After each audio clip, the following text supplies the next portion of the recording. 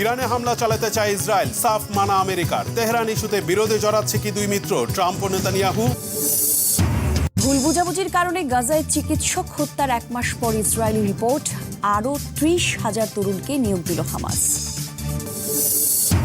আমেরিকার নৌবহরে হুথিদের হামলায় সাহায্য করেছে চীন, ক্ষুব্ধ যুক্তরাষ্ট্র। ওয়াশিংটন বেইজিং সম্পর্ক কি আরও খারাপ হবে? আবারও ইয়েমেন অভিযানের গোপন তথ্য ফাঁস মার্কিন প্রতিরক্ষা মন্ত্রীর। এবার ব্যক্তিগত গ্রুপে হামাস তথ্য শেয়ার হেক্সেথের। বাংলাদেশ নয়, নেপাল ও ভুটানের মাধ্যমে সেভেন সিস্টার্সকে যুক্ত করতে চায় ভারত। প্রক্রিয়াটি কতটা জটিল হবে দিল্লির জন্য? গাজায় আগ্রাসনের বিরুদ্ধে সোচ্চার ছিলেন প্রয়াত পোপ ফ্রান্সিস। ফিলিস্তিন জুড়ে শোক ও প্রার্থনা। অন্যদিকে ইসরায়েলে চলছে পোপের সমালোচনা। ইরানের পরমাণু কর্মসূচি ধ্বংসে বিমান হামলা ও কমান্ডো অভিযানের পরিকল্পনা করছে ইসরায়েল, কিন্তু বাধা হয়ে দাঁড়িয়েছে যুক্তরাষ্ট্র। ট্রাম্প প্রশাসন পরিষ্কার জানিয়ে দিয়েছে, এই মুহূর্তে কোনো যুদ্ধ নয়। তবে তারপরও যদি ইসরায়েল হামলা চালায় ইরানে, তাহলে আঞ্চলিক সংঘাতের আগুনে মধ্যপ্রাচ্য পূর্বে বলে শঙ্কা প্রকাশ করেছেন বিশ্লেষকরা।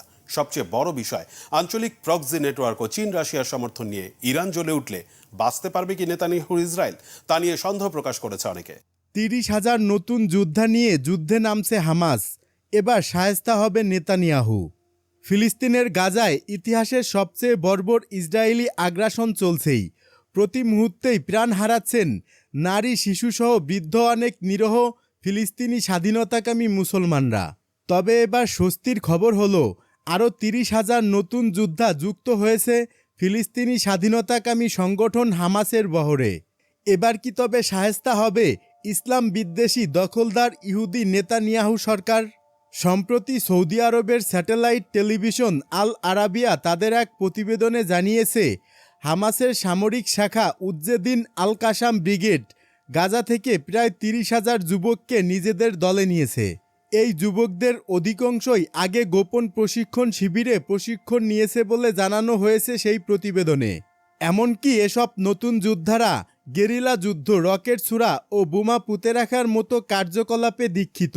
এই খবরে যেমন কিছুটা স্বস্তি মিলেছে অসহায় ফিলিস্তিনিদের, তেমনি ভীত সন্ত্রস্ত ইসরায়েলি প্রেসিডেন্ট বেনিয়ামিন নেতানিয়াহু। সৌদির টেলিভিশনটির প্রতিবেদন অনুযায়ী হামাস বর্তমানে ড্রোন ও দূরপাল্লার ক্ষেপণাস্ত্রের ঘাটতিতে ভুগছে। তারা আইডিএফের অবিস্ফোরিত অস্ত্রসহ বিভিন্ন ধ্বংস অবশেষ পুনঃব্যবহার করে স্থানীয়ভাবে বোমা ও অন্যান্য অস্ত্র তৈরি করছে। আর তাদের বহরে বর্তমানে এই অতিরিক্ত প্রশিক্ষিত ও দীক্ষিত যোদ্ধারা যুক্ত হয়। এখন নতুন করে আবার এসব অস্ত্র তৈরিতেও কোনো সমস্যা হবে না তাদের। ইতিহাস বলে, ফিলিস্তিনি এই স্বাধীনতাকামী সংগঠন হামাস বেশি দিন চুপ থাকা মানেই বড় কিছুর আবিষ্কার বা ভয়ানক কিছু ঘটতে চলেছে। এর প্রমাণ সেই 2023 সালের অক্টোবরেই পাওয়া গিয়েছিল। নিশ্চুপ থাকা হামাস যোদ্ধারা নিজেদের আবিষ্কারের উড়ন্ত এক যান বানিয়ে ইসরায়েলের অভ্যন্তরে ঢুকে হামলা চালিয়েছিল। এবারও কি তবে তেমন কিছুই ঘটতে চলেছে? নতুন এই 30,000 হামাস যোদ্ধা ইসরায়েলের জন্য আতঙ্কের কারণ বলে ইতিমধ্যে প্রতিবেদন প্রকাশ করেছে বিশ্বের প্রভাবশালী সব গণমাধ্যমগুলো। এদিকে যুদ্ধ বন্ধে পূর্ণাঙ্গ চুক্তির আলোচনা চায় হামাস। 2023 সালের অক্টোবর থেকে গাজায় বর্বর হামলা শুরু করে ইসরায়েলি বাহিনী। গত 1.5 বছরে গাজা উপত্যকায় মোট নিহতের সংখ্যা ছাড়িয়েছে 51,000। সেই সঙ্গে আহতের সংখ্যা পৌঁছেছে প্রায় 1,17,000-এ। এই নিহত ও আহতদের 56% নারী ও শিশু। যদিও গাজার সরকারি মিডিয়া অফিস জানিয়েছে নিহতের সংখ্যা 61,700 জনেরও বেশি। তবে নতুন করে এই বিশাল সংখ্যক যোদ্ধা হামাসের বহরে যুক্ত হয়। এখন যুদ্ধ পরিস্থিতি কোন দিকে যায় সেটিই দেখার বিষয়। এবার গাজায় প্রবেশ করবে তুরস্কের সেনারা। গাজা সংকটে এবার দৃঢ় অবস্থান নিয়েছে তুরস্ক। যুদ্ধবিধ্বস্ত ফিলিস্তিনি ভূখণ্ডে মানবিক সহায়তা পৌঁছে দিতে কোমর বেঁধে নামছে আলাস্কারা। গাজায় ত্রাণ সহায়তা পৌঁছানো এবং ফিলিস্তিনি জনগণের পাশে দাঁড়াতে সরাসরি মাঠে নামার ইঙ্গিত দিচ্ছে তুরস্ক। সম্প্রতি হামাসের রাজনৈতিক পরিষদের প্রধান মোহাম্মদ দারবিশ এবং তার প্রতিনিধি দলের সঙ্গে বৈঠক করেছেন তুরস্কের গোয়েন্দা প্রধান ইব্রাহিম কালিন। তুরস্কের রাষ্ট্রীয় সংবাদ সংস্থা আনাদুল জানিয়েছে, বৈঠকে মানবিক সহায়তা পৌঁছে দেওয়ার উপায়, গাজাবাসীকে জোরপূর্বক বাস্তুচ্যুত করার যে কোনো পরিকল্পনা মোকাবেলা এবং ইসরায়েলি দখলদারিত্বের বিরুদ্ধে সম্মিলিত প্রতিরোধ নিয়ে আলোচনা হয়েছে।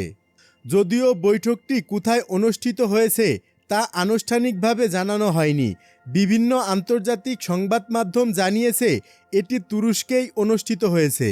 বৈঠকে তুরস্কের পক্ষ থেকে হামাস নেতাদের আশ্বস্ত করা হয়েছে যে ফিলিস্তিনি ভূখণ্ড দখলের বিরুদ্ধে আলাস্কারা দৃঢ়ভাবে অবস্থান নেবে এবং যে কোনো নতুন দখল প্রচেষ্টার বিরোধিতা করবে।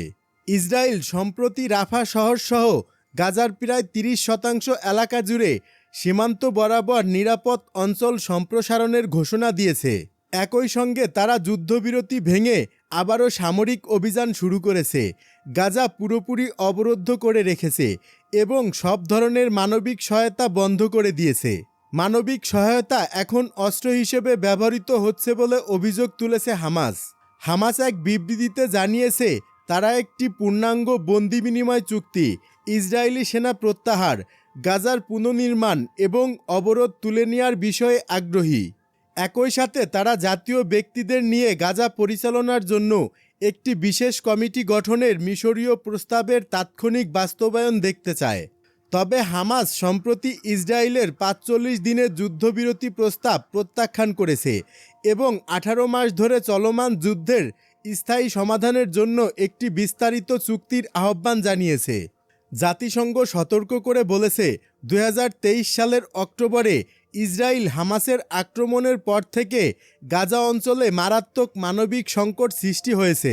হামাস পরিচালিত গাজার স্বাস্থ্য মন্ত্রণালয়ের তথ্য অনুযায়ী ইসরায়েলের একতরফা সামরিক অভিযানে গত মাসে কমপক্ষে 1691 জন নিহত হয়েছে, যার ফলে এই যুদ্ধ শুরু হওয়ার পর নিহতের সংখ্যা 51,000 ছাড়িয়েছে। এই পরিস্থিতিতে তুরস্কের সরাসরি হস্তক্ষেপ এবং সেনা মোতায়েনের প্রস্তুতি ফিলিস্তিন সংকটে এক নতুন মোড় আনতে চলেছে বলেই মনে করছেন বিশ্লেষকরা। আলাস্কা ধ্বংসের এআই ভিডিও প্রচার, আরব বিশ্বের ক্ষোভ। সামাজিক মাধ্যমে চলতি সপ্তাহে ভাইরাল হয় অধিকৃত জেরুজালেমের পবিত্র আলাস্কা মসজিদ ধ্বংসের একটি এআই বা কৃত্রিম বুদ্ধিমত্তা নির্ভর ভিডিও, যা নিয়ে ওঠে সমালোচনার ঝড়। বিষয়টি নিয়ে এবার প্রতিক্রিয়া জানিয়েছে বিভিন্ন আরব দেশ।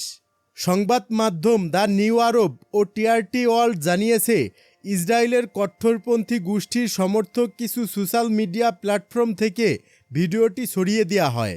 ভিডিওতে next year in Jerusalem, Masia now slogan ব্যবহার করে আলাস্কা মসজিদ ধ্বংসের কল্পিত চিত্র দেখানো হয়েছে। ফিলিস্তিনি পররাষ্ট্র মন্ত্রণালয় এই ভিডিওকে অধিকৃত জেরুজালেমে ইসলামিক ও খ্রিস্টান পবিত্র স্থানগুলোকে টার্গেট করার পদ্ধতিগত উস্কানি বলে অভিহিত করেছে।